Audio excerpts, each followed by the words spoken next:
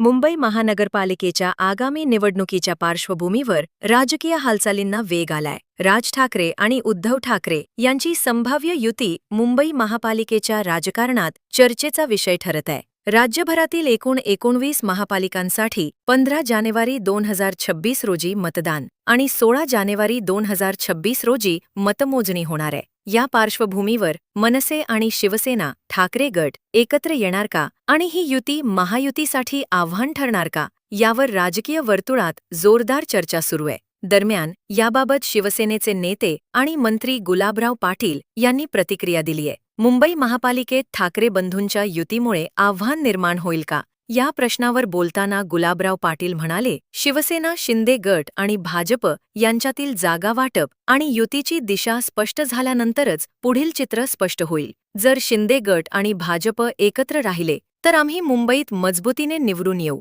असा विश्वास त्यांनी व्यक्त केला.